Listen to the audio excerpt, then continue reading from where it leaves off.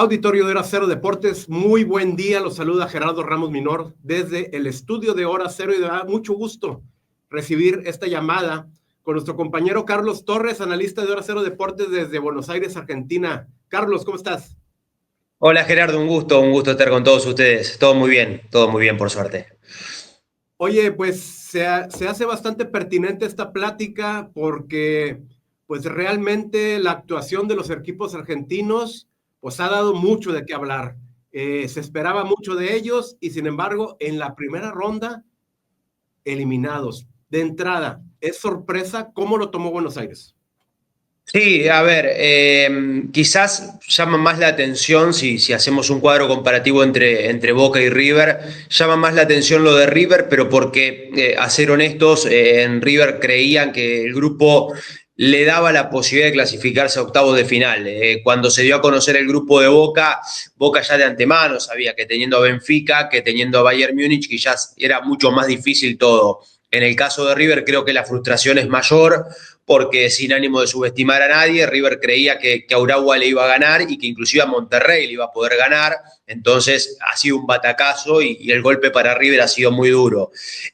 Y lo que hoy se dice al día después de la eliminación de River y a 2 días de lo que fue la eliminación de Boca es que Boca y River fueron una continuidad de lo que vienen haciendo en el campeonato argentino.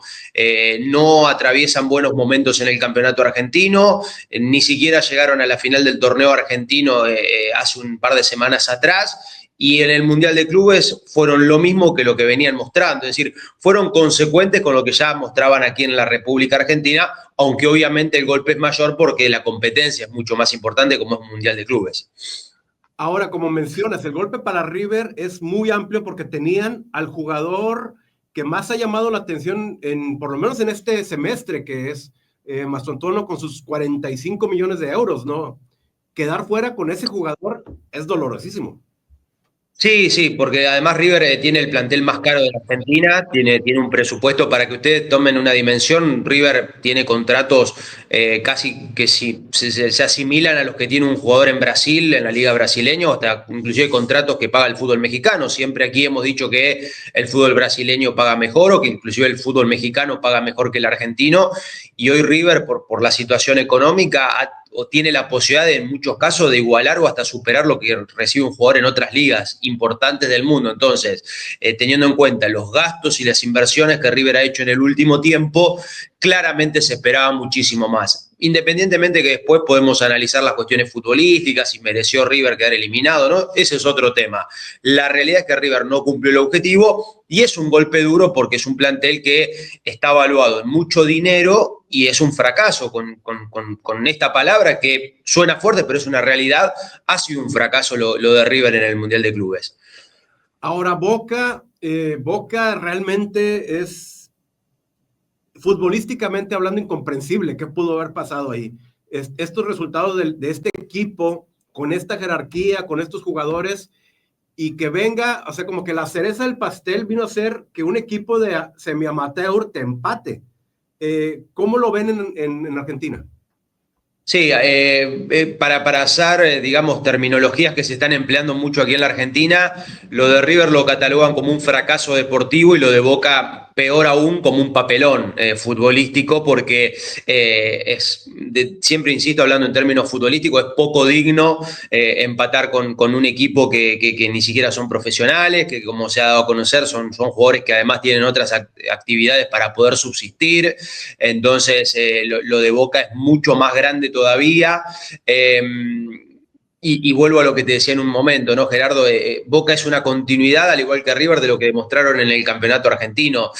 Quizás hoy todos se sorprenden porque en el mundo se da a conocer lo que pasó con Boca en el Mundial de Clubes, pero Boca es un equipo que hace ya muchos años no gana para disgustos. Empezó en el 2018 con aquella final de Copa Libertadores que pierde con River, el año pasado jugando la Copa Sudamericana y ni siquiera pudiendo jugar la Copa Libertadores. Este año quedando eliminado en el repechaje de Copa Libertadores. Es decir, es un club que mantiene la grandeza de su historia, pero que en el último tiempo, en los últimos años, está lejos de ser el Boca que todos conocieron, ¿no? Que ya no compite en el plano internacional, que acumula frustración tras frustración, y lo que demostró en este Mundial de Clubes es lo mismo que demuestra en el Campeonato Argentino, que cuando tiene que ser el protagonista, cuando tiene que ser el equipo que tiene que dominar el juego, cuando tiene que ser el equipo que pase por encima al rival, no sabe hacerlo, como pasó con Oakland City. Hoy Boca se siente más cómodo defendiéndose y jugando de contra, como le jugó al Bayern Múnich o al Benfica, y no un equipo que tiene que asumir el protagonismo. Cuando Boca tiene que ser el protagonista, realmente se ahoga en un vaso de agua, como le decimos aquí, porque no tiene los recursos como para hacerlo. Ahora, aquí en México llegaron las noticias y lo seguimos, que este cóctel que se está viendo en el interior de Boca, en el tema de la directiva, de la presidencia, una presidencia muy controvertida, una presidencia muy combativa, incluso por llamarlo de esa manera. ¿Qué representa para esta presidencia tener estos resultados? Sí, yo coincido con lo que dicen ustedes. Acá es como que, a ver, hablar de Riquelme por lo que significó como futbolista es muy difícil. El hincha de Boca lo ama, es un ídolo y es muy difícil hacer una crítica para con Riquelme. Pero la realidad es que el paso de los años ha demostrado que siempre se buscó responsables por otros lados, o en los jugadores o en los entrenadores, pero pasan los entrenadores, pasan los jugadores y el problema sigue estando. Entonces ya la gente, inclusive los que son admiradores de Riquelme, también dicen, bueno, tenemos que hacer una autocrítica y ver que evidentemente Riquelme como presidente también se está equivocando. Es un presidente que tiene mucha personalidad, que muchas veces no se deja aconsejar. Entonces me da la sensación de que el problema de Boca es mucho más amplio, es estructural, y Boca desde hace ya mucho tiempo que vive en el conflicto, es decir, con salidas tumultuosas de jugadores, con problemas entre dirigentes y jugadores y entrenadores. Gago, caso que ustedes conocen, Boca lo sacó de Chivas, duró pocos meses y se termina yendo mal de Boca. Ahora llega Russo, aquí ya es de público conocimiento que un jugador como Marcos Rojo se va a terminar yendo mal de Boca también. Ya muchos preguntan qué va a pasar con Cavani, que es una estrella mundial y ya empieza a estar de vuelta en la crítica periodística aquí también. Bueno, en Boca se vive desde hace ya muchos años mucha crisis institucional que va más allá de lo deportivo. Problemas con los jugadores, con entrenadores que se van mal, peleados con los dirigentes. Es verdad lo que vos decís, Gerardo. El problema de Boca es mucho más amplio que lo futbolístico. Y ahora para tocar a River, ¿quién decepciona más? Tú que tienes la oportunidad de platicar con la gente en la calle, con el hincha en la calle, ¿de quién se sienten más decepcionados?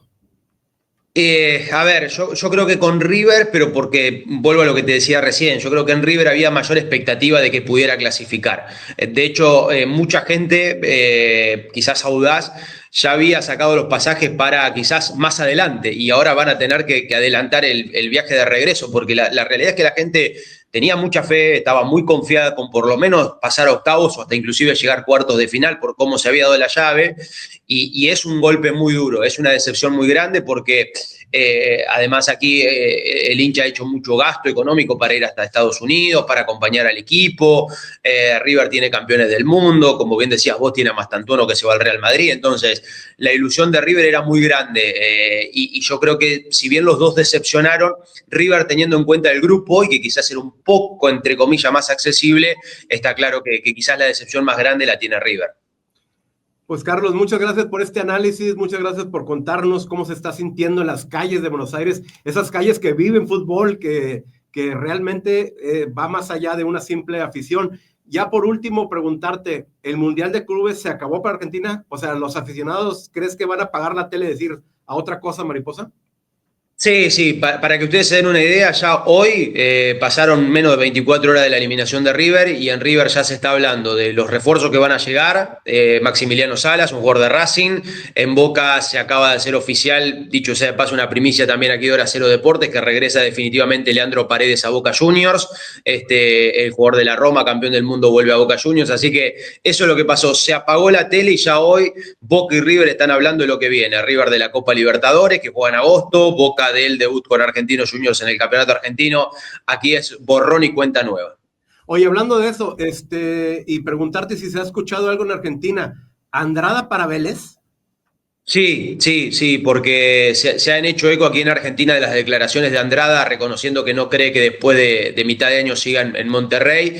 Y bueno, porque está Guillermo Barros Esqueloto. Actualmente Guillermo Barros Esqueloto es el técnico de Vélez, aquel que fuera técnico de Boca en la final de Madrid frente a River. Entonces está empezando a repatriar a algunos jugadores de aquel momento. Ya volvió Paul Fernández, que era un jugador que estaba jugando en Brasil, que ya lo había dirigido en Boca, y ahora lo está sondeando y sé que lo está llamando constantemente a Andrada para que Esteban Andrada también pueda regresar al fútbol argentino, así que es una posibilidad que se puede dar si avanza. Pues muchas gracias por este adelanto a los aficionados de Monterrey. Carlos, muchas gracias, un placer platicar contigo. Siempre un gusto, a las órdenes para lo que necesiten. Un abrazo. Hasta luego.